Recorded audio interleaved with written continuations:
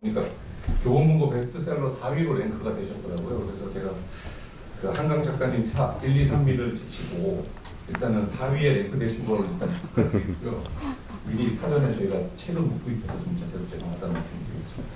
일단 오늘 강연은 일단 소장님이 한 40분 정도 강의하시고요. 나머지 한 30분 정도 질의응답하는 시간을 저희가 하고 박정우 소장님의 해당을 듣도록 하겠습니다. 네, 제가 책을 오시는 분들한테 사서 드리려고 했는데 지금 찍은 거 다 팔렸어요 지금. 그래가지고 일단 예약해놨으니까 오늘 오신 분들은 제가 선물로 드리겠습니다. 네. 고맙습니다. 네, 사실 제가 여기 갖고 왔어야 되는데요. 제가 사실 품절이 이렇게 첫 3시간 만에 품절이 됐다 그러더라고요. 그래서 저도 생각을 못했습니다. 왜냐하면 제가 대선 날이 11월 5일이잖아요. 저는 인쇄를 11월 4일 날 마쳤습니다. 그래서 11월 6일 오전부터 판매를 시작했는데 이게 3시간 만에 다 나갈 줄 몰랐거든요. 근데 제가 이 인쇄소에 이제 이 출판사가 제 출판사입니다. 제 개인 출판사를 아예 이번에 KBS 나오면서 설립을 했는데 제 인쇄를 맡기려고 그랬더니 제정신이 아닌 사람인 것 같다. 인쇄비를 미리 주지 않으면 출판 안 해주겠다. 그래서 인쇄비를 먼저 주고 트럼프 2.0 시대라는 책을 출간을 해야 했습니다. 누가 그러더라고요. 그걸 와이프가 허락을 했냐. 그래서 와이프 흔쾌히 허락했다 그랬더니 결혼 잘했네라고 제 전 직장 동료가 그렇게 말을 해줬습니다. 자, 제가 트럼프 2.0 시대가 올 것을 어떻게 예견했느냐는 제 유튜브에도 설명이 돼 있고 오늘은 제가 크게 3가지를 설명드릴 생각입니다. 사실 뭐 10개도 넘습니다. 왜냐하면 트럼프가 이번에 2기 집권한 게 보통 상황이 아니거든요. 저는 이번 트럼프 집권기를 슈퍼 트럼프 시대라고 봅니다. 이유는 뭐냐 하면 트럼프 1기 때는 첫 번째 2년 동안은 공화당이 상원과 하원을 다 갖고 있었지만 첫 번째 2년 동안 특이했던 점은 공화당 의원들이 트럼프를 너무너무 싫어했거든요. 그래서 말을 안 들었습니다. 트럼프가 하고 싶은 걸 할 수가 없었죠. 근데 후반 2년 때는 어땠냐? 또 이 하원에서 민주당이 압승을 했습니다. 그래서 후반 2년도 힘을 못 썼고 전반 2년도 힘을 못 썼던 건데 자, 이번에는 공화당을 지원하는 그 가장 강력한 조직의 공동위원장에 트럼프의 며느리가 들어가서 공화당 장악이 완전히 됐죠. 왜? 의원들의 돈줄을 쥐었거든요. 그리고 여기다가 더 중요한 건 이 상하원을 다 지배한 데다가 지금 대법원까지 현재 공화당이 장악했기 때문에 입법, 사법, 행정을 다 갖고 있다 해도 과언이 아니기 때문에 저는 책 뒷면에는 슈퍼 트럼프다. 아예 책 뒷면에 그렇게 인쇄를 4일날 했는데 이번에 등장하는 트럼프는 모든 걸 장악한 슈퍼 트럼프라고 봤고요. 자, 그러면 지금 현재 이제 트럼프가 등장하면서 3가지를 사실 10개도 넘습니다만 진짜 중요한 거, 대한민국의 중요한 건 역시 우리나라가 아직도 여전히 수출로 먹고 살고 있으니까 제조업 문제, 특히 제조업을 납치해 가고 있다고 저는 생각해 왔는데 트럼프는 더욱더 제조업 납치를 더 심하게 할 거라고 보고요. 그리고 AI 산업 같은 혁신 산업의 문제, 그리고 에너지의 문제. 에너지가 너무너무 중요한데 지금 이대로 가면 우리나라의 미래가 없거든요. 이 3가지를 순서대로 말씀을 드릴 건데요. 일단 많은 오해가 있는 게 트럼프 대통령은 대한민국의 굉장히 위험한 대통령이었고 불안한 대통령이었지만 바이든은 굉장히 안정적이고 우리나라한테 도움이 됐다고 생각하는 이 대한민국의 오판에 대해서 말씀을 드리고 싶은데요. 물론 이제 코스피 지수로 모든 걸 말할 수는 없지만 이 트럼프 1기 4년 동안 코스피 상승률은 49.7%였습니다. 근데 바이든 이 임기 4년 동안은 제가 이제 한 4월 전까지 계산을 해보니까 마이너스 13.9예요. 근데 어제 또 떨어졌죠. 그래서 이제는 한 15% 가까이 될 것 같습니다. 자, 이렇게 코스피가 떨어진 게 물론 우리나라 내부의 정치 문제도 당연히 있겠지만 바이든 대통령이 등장한 것도 저는 있다고 봅니다. 이유가 뭐냐면 트럼프 때 가장 강력한 무기는 관세였고 중국하고 관세 정책으로 싸우다 보니까 우리나라한테 득과 실이 있었습니다. 실은 뭐였냐? 중국에 대한 수출이 줄어들었죠. 왜? 중국에 대해서 고율의 관세를 매기니까 중간재 수출이 줄어들었지만 대신 우리의 경쟁자인 중국을 눌러줌으로써 대한민국한테 득도 있었습니다. 하지만 상대하면 저는 득이 더 많았고 이게 코스피에 드러났다고 봐요. 그래서 플러스 49.7%가 됐는데 저는 바이든 때 어떤 일이 일어났다고 생각하냐면 이걸 제가 공장 납치라고 이름을 불렀습니다. 제가 KBS에 있을 때는 이런 적나라한 표현을 쓰지 못했습니다. 왜냐하면 이거 못 쓰게 하더라고요. 그래서 못 썼는데 KBS에 있을 때 가장 제가 걱정했고 우려했던 일은 IRA나 칩스법이 생겼을 때 우리 정부가 항의하긴커녕 오히려 이게 일종의 우리가 뭐 사우디에 뭐 도로를 놓는다 아니면 건물을 짓는다처럼 뭔가 인프라를 수출하거나 아니면 뭐 예를 들어 제품을 수출한 것처럼 우리 언론들이 이걸 찬양을 했다는 겁니다. 그래서 바이든이 칩스나 IRA를 했을 때 사실은 강력하게 항의하고 뭔가 우리의 권리를 우리 공장을 납치당하는 대신 뭔가 얻어내던가 아니면 납치를 당하지 않거나 이랬어야 되는데 너무나도 쉽게 공장을 내주다 보니까 바이든 정권 첫 2년 동안 우리 한국 기업이 미국에 550억 달러를 투자했다고 미국의 백악관이 밝혔는데 후반 2년은 아직 데이터가 안 나왔지만 아마도 훨씬 더 많은 투자를 했을 겁니다. 아주 제가 보수적으로 봐서 정말 보수적으로 본 건데 바이든 임기 2년 동안 뭐 사실 150조도 더 했을 것 같긴 하지만 우리나라가 120조 원을 아마도 미국에 투자했다 이렇게 제가 보수적으로 봤을 때 이게 얼마나 큰 돈이냐. 자, 광주 글로벌 모터스 캐스퍼 생산 공장이죠. 이게 우리가 얼마를 투자했냐면 5,754억 원을 했습니다.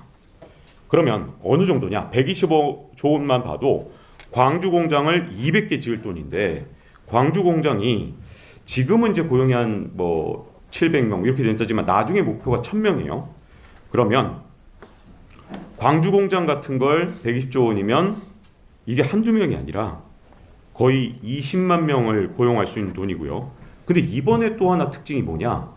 이 바이든 때 우리나라가 미국에 진출하면서 협력업체를 다 데리고 갔습니다.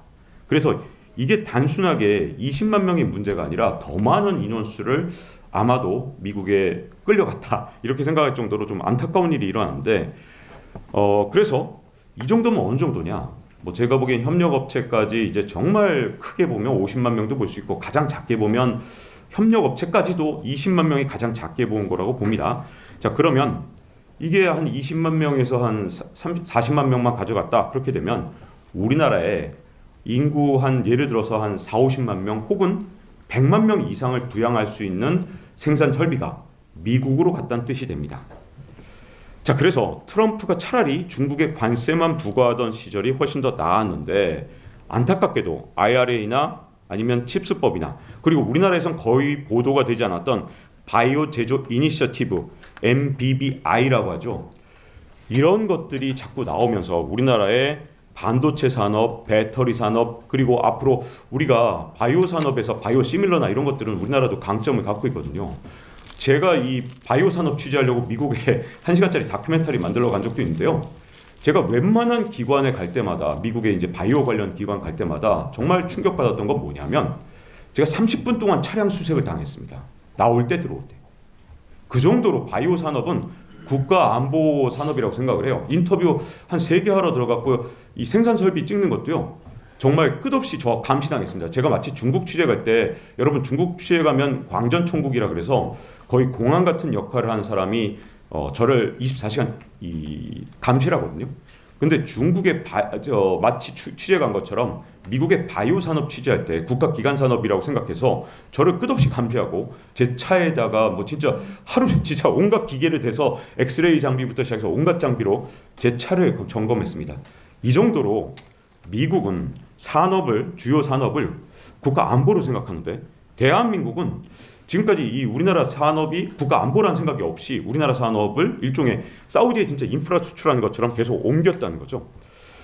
자, 이런 상황에서 어떤 상황이 왔냐? 지금 제가 이제 삼성전자나 이런 걸로 얘기하면 너무 이제 속이 쓰리니까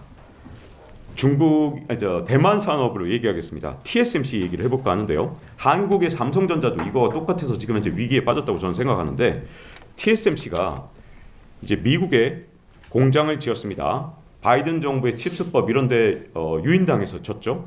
근데 이게 TSMC한테 얼마나 치명적인 역할을 했느냐? 자, 일단 미국의 물가가 폭등하면서 건설비가 폭증을 했습니다. 더군다나 한국이나 대만보다 미국의 인건비가 2배 이상 높기 때문에 어느 정도냐? TSMC 초임 기준 엔지니어 인건비가 7천만 원인데 미국 공장은 초임 기준 1억 5천만 원입니다. 한국도 이거와 똑같은 어려움을 겪고 있죠. 제가 이런 방송을 할 때마다 댓글에 달립니다. 우리나라 강성노조를 피해서 어쩔 수 없이 옮기는 우리 기업들 이거 어쩔 수 없는 거 아니냐, 노조 잘못이다 라고 하는데 저는 미국 노조가 훨씬 더 강성노조라고 생각합니다. 정말 무시무시하죠. 왜냐?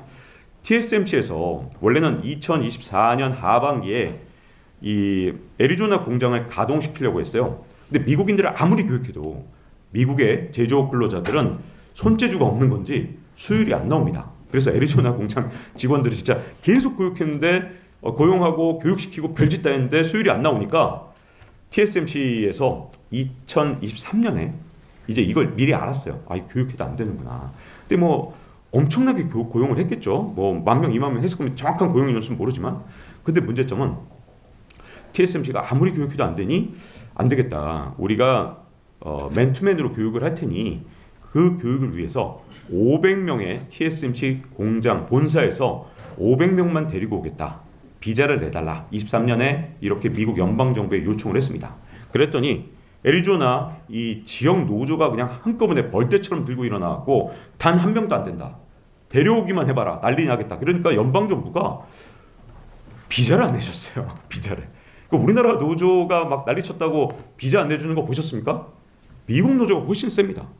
그뿐만 아니라 우리나라가 칩스법으로 미국에 투자할 때 어느 정도 조건을 내세웠냐? TSMC뿐만 아니라 우리 삼성전자도 마찬가지인데, 자, 삼성전자의 이 상용 근로자 이 보육 시설 이것만 건설하는 게 아니라 건설 노동자의 보육 시스템까지 다 만들어라.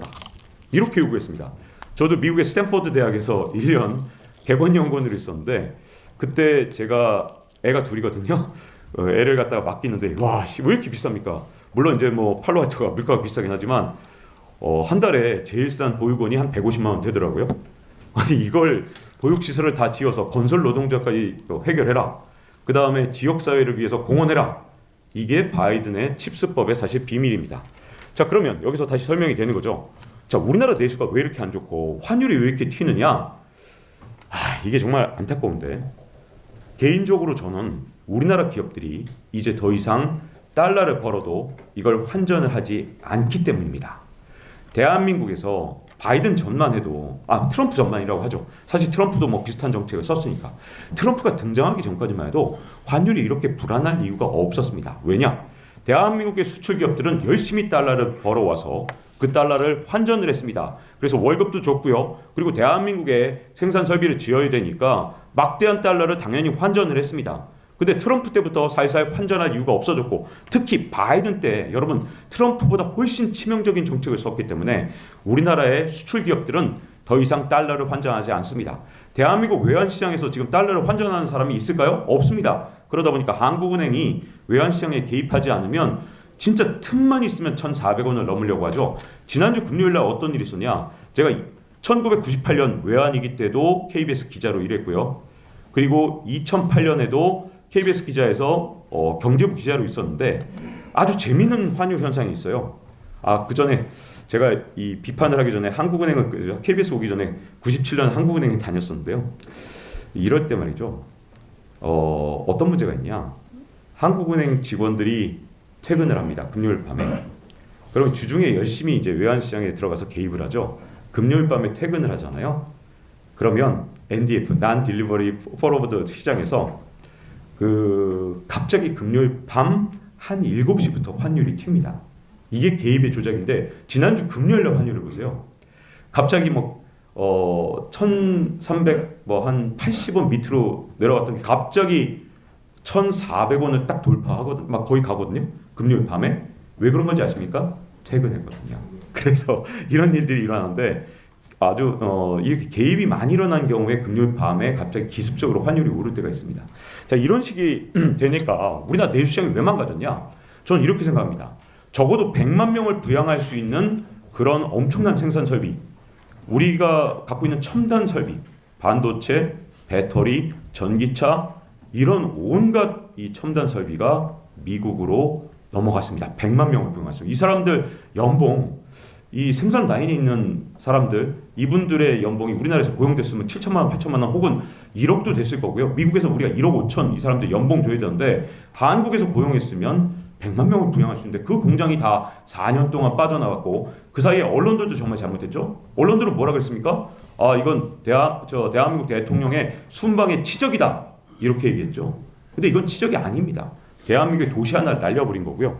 자 그리고 그러다 보니 우리나라 내수시장이 양쪽으로 망가졌는데 또 하나 문제가 있습니다. 뭐가 문제냐면 대한민국이 이제 완성품을 수출하는 건 굉장히 줄었지만 미국에 공장을 짓는 동안 어떤 일이 일어났냐? 여러분 잘 보시면 제가 수치는 제가 오늘 여기 안 적어와서 제가 좀 틀릴 수 있습니다만 나중에 확인해 보시면 2019년 정도에 우리나라의 대미 무역 흑자는 180억 달러쯤 됐을 겁니다. 근데 올해는 전망치가 한 550억 달러쯤 돼요. 대한민국의 전체 수출은 이것 때문에 줄어들어도 대미 무역 흑자는 거의 3배 넘게 늘어났는데 왜 그런지 아십니까? 이유는 우리가 미국의 생산 설비를 짓게 되면 아무래도 우리나라 기자재를 갖다 씁니다. 그리고 미국의 생산 설비를 가면 협력업체를 100% 가져간 게 아니기 때문에 우리나라에서 만든 중간재를 갖다 씁니다. 그러면 이게 대한민국의 흑자가 늘어나는데 자 트럼프가 볼 때는 어떻게 생각할까요? 야 내가 물러난 다음에 19년까지 니들 말이야 대한민국 흑자가 180억 달러 그러니까 거꾸로죠. 이제 미국 입장에선 우리가 대한 무역 적자가 180억 달러였는데 아니 이놈들이 내가 물러난 4년 사이에 550억 달러 우리한테 돈을 벌어가?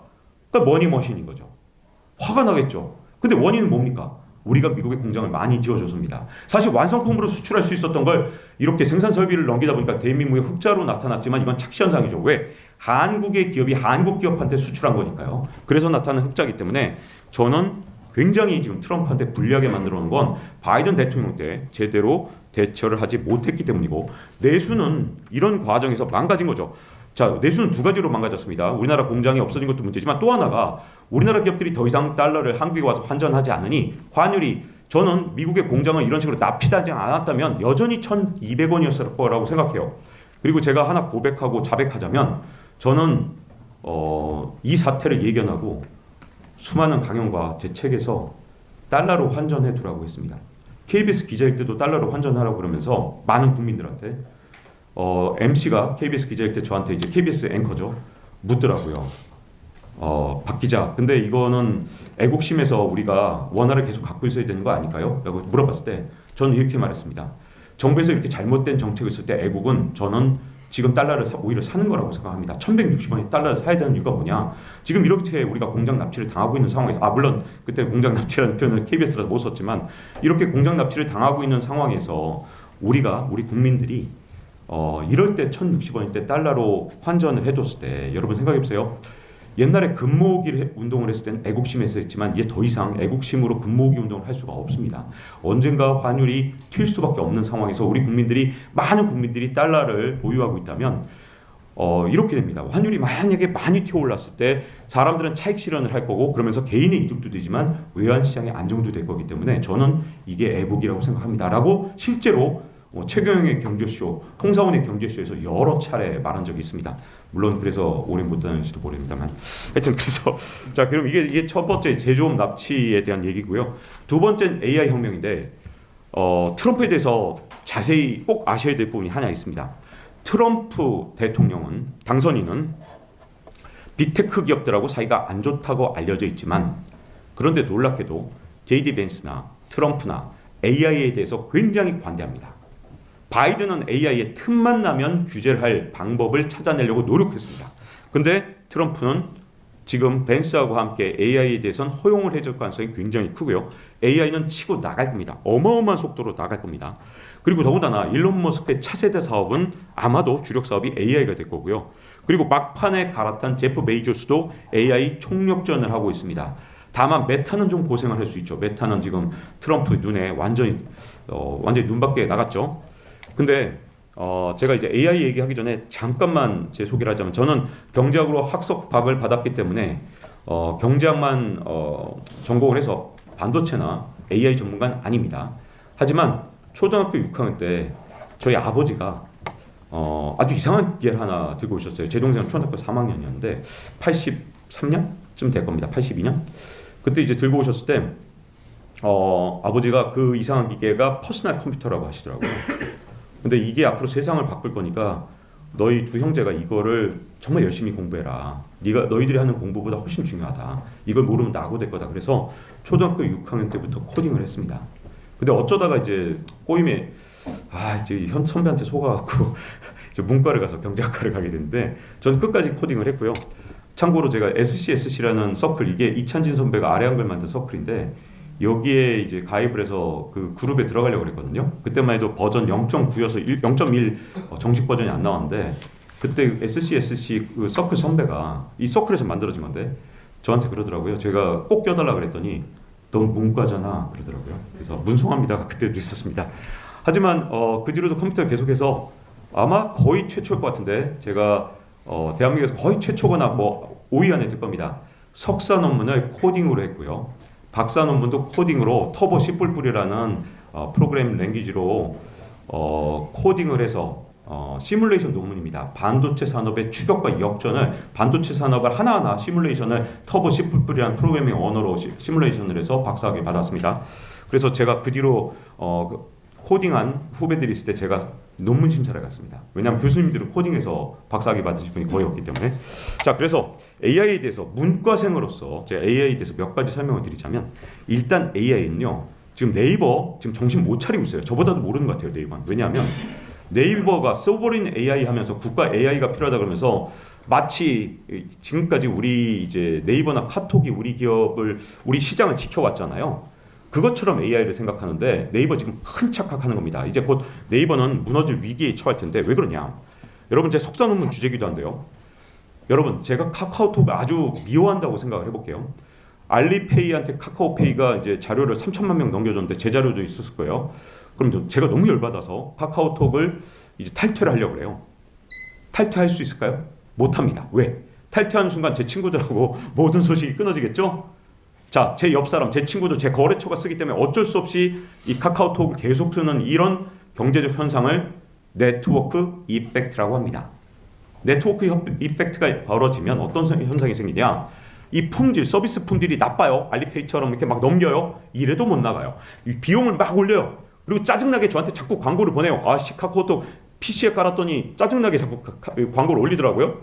제가 열받아서 막 입이 떨립니다. 왜냐하면 제가 생방송 하는데 저 가끔 카카오톡 광고가 떠서 제 유튜브에. 근데 그래서 카카오를 갖다 컴퓨터에서 지우고 싶어요? 그러면 제 친구들하고의 모든 관계가 끊어지죠. 이게 바로 네트워크 이펙트입니다. 자, 우리 시장을 네이버나 카카오가 지킬 수 있었던 건 네트워크 이펙트가 있었기 때문이고, 그리고 한 10년 전만 해도 한글이라는 게 이 영미권한테 번역하기가 너무나도 어려웠기 때문에 한글 장벽과 네트워크 이펙트가 일단 만들어진 시장에서 미국의 구글이 들어온 속도가 굉장히 느렸던 겁니다.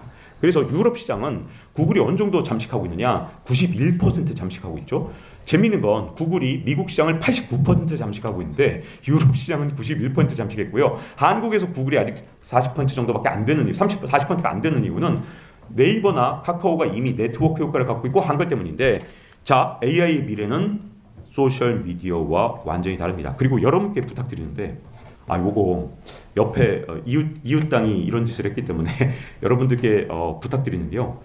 챗 GPT한테 의정 자료를 물어보기 위해서 대한민국의 비밀 사항을 입력하지 마십시오. 걔는 학습을 합니다. 절대로 입력하면 안 됩니다. 참고로 하나 말씀드리겠습니다. 자, 근데 어쨌든 중요한 건 저는 AI 관련 프로그램을 다 씁니다. 왜냐하면 예전부터 컴퓨터 조립이 취미였기 때문에 지금까지도 그렇고요.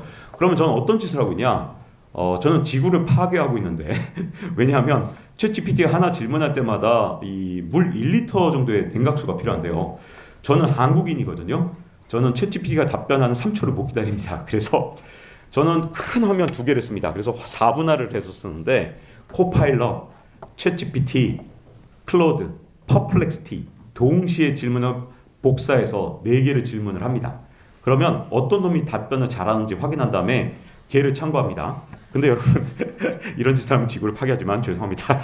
제 한국인의 성정을 어떻게 할 수가 없는데, 여러분 여기에 네트워크 이펙트가 있을까요? 제 친구가 챗GPT를 사용한다. 제 경쟁자가 챗GPT를 사용한다. 그러면 걔를 이기기 위해서 저는 클로드도 사용해야 되고 퍼플렉스도 사용하는 게 더 현명하겠죠? 네트워크 이펙트는 현재 AI에서 일어나지 않고 있습니다. 자, 그러면 AI에선 무슨 경쟁을 하게 될까요? AI는 품질 경쟁을 해야 됩니다. 네트워크 이펙트가 없으니까 사람들을 붙잡을 무기가 없죠. 또 하나 가격 경쟁을 해야 됩니다. 먼저 품질 경쟁부터 말씀을 드릴 텐데요. 알고리즘 얘는 거의 다 리버스 엔지니어링으로 청년들이 다 밝혀냈습니다. 컴퓨팅 파워 이거는 엔비디아에서 똑같은 걸 사면 됩니다. 자, 그래서 품질 경쟁은 데이터로 하게 되는데 제가 아주 중요하고 이거 굉장히 제가 강연에 모든 반도체 기업에 이거 강연으로 정기 강연을 나가면서 하는 제 지적 재산입니다. 근데 여러분께 공개하겠습니다. 제가 반도체 기업에 정기 강연을 나가요. 대한민국의 모든 반도체 기업에. 그리고 제가 잘리지 않고 이거 제가 5점 만점에 4.95를 받는데 그분들한테 제가 무슨 강연을 하느냐? TSMC 역전 전략을 강연합니다. 근데 아직도 안 잘리고 계속 정기 강연을 하고 5점 만점에 4.95를 받는 이유 저만의 무기가 있기 때문인데요. 그분들한테 아주 특이한 걸 강연합니다. 왜냐하면 그분들은 반도체 전문가고 소프트웨어 엔지니어가 있지만 이걸 인문학적으로 보지 못하기 때문에 제가 이 강연을 하는데 여러분께 공개하겠습니다. 자, 여러분 데이터 면에서 어떤 문제가 생겼냐? 챗 GPT를 오래 사용하신 분이 여기 계시다면 아마 느낀 게 있을 거예요. 챗 GPT의 답변이 점점 썩어가고 있습니다. 점점 개판되고 있어요. 진짜. 왜 그런지 아십니까? 이유가 있습니다. 워싱턴 포스트 같은 미국의 주류 언론이 오픈 AI에 거액의 소송을 걸었습니다.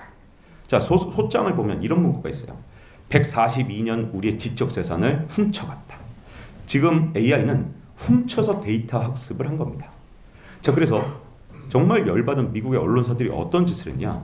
요즘 블룸버그 한번 봐보세요. 와, 블룸버그 때문에 제가 짜증이 진짜 엄청나는데 체크 포인트가 한 20개 나옵니다. 그걸 체크하고 들어가야 이제 기사를 볼 수 있게 해갖고 회원 가입하는데 진짜 너무 힘들어갖고 혼났어요. 왜 이런 짓 했는지 아세요? 이제 더 이상 AI가 공짜로 불법적으로 학습을 하지 못하게 하려고 여러 가지 방화벽을 쌓은 겁니다. 그래서 지금 미국의 언론사들은 소송도 걸었고요. 일단 니들이 학습한 거 다 토해내. 이거 전부 다 우리 지적 재산이야 이렇게 얘기합니다. 자, 그런데 이런 문제가 있습니다. AI가 지금 이제 어떤 문제가 있냐? 점점 썩어가는 거 뭐냐? 그럼 AI한테 물어보세요. 요즘에 최근에. 그러면 특히 서치 GPT 같은 거 사용해 보세요. 최근에 나온 서비스입니다. 퍼플렉시티 한번 사용해 보세요. 그러면 참고 문헌이 공개가 되거든요. 처음으로 참고 문헌이 공개됩니다. 참고 문헌이 전부 다 무슨 블로그예요. 쓰레기 같은 블로그를 참고 문헌 하기 때문에 왜냐? 이제는 미국의 메이저 언론사들은 검색이 안 되거든요. 그래서 제가 짜증이 나서 야, 블룸버그로 검색해서 답변을 해봐. 못합니다. 못해. 우리나라 블로그를 하는데 어떻게 하냐? 블룸버그를 몰래 불법 복제해서 블로그에 올려놓으면 그걸 이제 참고하는 정도 수준까지 이제 썩어버렸습니다.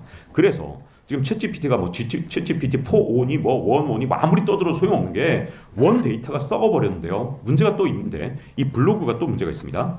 여러분, 지금 현재 블로그가 한 올해 초만 해도 뭐 블로그라든가 아니면 우리가 쓰는 유튜브 있잖아요. 유튜브에 영상들 다 인간이 만들었죠. 근데 이제 AI가 만든 영상은 5%도 안 됐습니다. 근데 지금은 15%가 넘어. 이게 사실 여름 데이터라. 지금은 30% 넘을 수도 있는데 15% 정도 된다고 해요. 여름에. 왜 갑자기 이렇게 늘어났냐? 자, 제가 유튜브를 열심히 만들려면 진짜 집사람이 그만 좀 일해라 정도로 미친 듯이 일합니다. 저는 출판사도 있죠. 유튜브도 하죠. 강연도 한 달에 20개 넘게 나가거든요. 그래서 근데 저는 너무 일이 좋아서 너무 재밌어서 하는데 제가 이걸 하기 위해서 새벽 5시에 나가서 어떤 때는 유튜브 컨텐츠를 만듭니다. 아이디어가 떠오르면 이거 못 만들면 병이 생기거든요. 자, 이렇게 열심히 만드는데 AI는 어떻게 하면 되느냐? 저 5분에 한 100개씩 만들 수 있어요. 그래서 어떤 문제가 생겼냐? 지금 이제 불법 복제가 가능한, 즉 다시 말해서 오픈 AI가 마음대로 복제할 수 있는 그런 데이터들을 만드는 이런 데이터들. 퍼플렉스는 요즘에 유튜브를 많이 참고하는데 제가 뭐 질문을 하면 유튜브가 답변을 해요. 제 유튜브를 참고문으로 해요. 이 나쁜 놈들 $20 나한테 받아먹고 내 걸 참고문으로 해? 이런 생각이 드는데 요즘에 무슨 점에서 컬럽션이 일어나고 있냐면 AI가 생성하는 게 워낙 속도가 빠르니까 얘는 막 5분에 100개씩 만들고 저는 인간은 열심히 만들면 일주일에 1개 만들거나 아니면 하루에 1개 만드는 게 최대인데 AI는 하루에 100개, 1000개 만들 수 있다 보니까 AI가 만든 저작물이 비중이 5에서 15% 아마 30% 넘었을 거고요. 내년 연말이 되면 7, 80%가 될 겁니다. 자, 그럼 무슨 문제가 생기느냐? 이미 미국에서 저명한 AI 관련 학자가 논문을 냈는데 이게 한 7세대를 넘어가잖아요. AI가 만든 걸 AI가 다시 베끼고 AI가 다시 베껴서 7세대가 넘어가면 전체 데이터의 90%가 커럽션이 일어나서 무슨 문제가 생기냐? 헐루시네이션이라고 들어보셨는지 모르겠는데 AI는 그럴듯하게 거짓말을 진짜처럼 말합니다. 이 헐루시네이션이 전체 데이터의 90%를 잠식하는 게 언제냐? 7세대만. 즉 베끼고 7번만 베끼면 헐루시네이션이 더 많아진다고 해요. 그렇기 때문에 앞으로 AI의 품질은 데이터가 결정하게 되는데 그럼 어떻게 되느냐? 자, 그러면 여러분 과거의 역사를 생각하시면 됩니다. 제가 아이리버 관련해서 진짜 이제 저는 원래 이제 아이디어를 계속 내기 때문에 KBS에서 신년기획 아이디어 내라 이거 제가 다 따먹었습니다. 그래서 해외 출장은 제가 다 갔어요. 제가 항상 당첨되니까. 그래서 전 세계를 취재하면서 돌아다녔는데 2004년 뭐 이런 5년 이런 때 스웨덴 뭐 핀란드 취재 가잖아요. 입간판에 대형 간판에 아이리버 간판이 있었어요. 우리가 애플의 아이팟 있기 전에 아이리버가 먼저 시장을 장악했었죠. 근데 네. 여기서 대충 정리하겠습니다. 제가 이제 빠르게 정리하겠습니다. 많은 분들이 시간이 다 돼가네요.